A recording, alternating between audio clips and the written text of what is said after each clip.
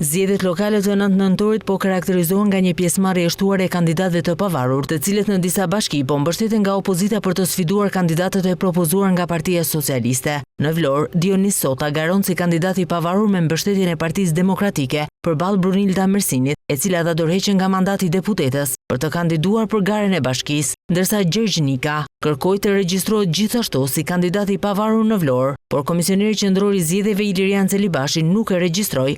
Juve kishit detyrimin që të afirmoheshit si kandidat i mbështetur nga zgjedhësit, vetëm duke paraqitur këtë kërkesë Komiteti Nismëtar.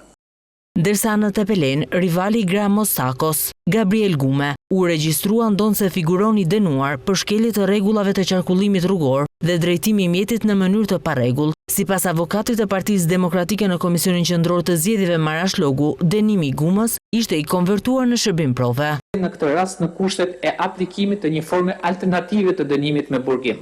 Komisioni Qendror i Zgjedhjeve ka zyrtarizuar kandidatët që do garojnë në zgjedhjet e pjesëshme lokale të 9 nëntorit në Vlorë, Berat, Mat, Tepelen dhe Cerik, ndërsa Tirana mbetet ende pa një datë zgjedhjesh, pasi gjykata kushtetuese ka pezulluar dekretin e presidentit Bajram Begaj pas ankimimit të kryebashkiakut në detyrë Erion Veriaj, i cili kundërshtoi shkarkimin e tij.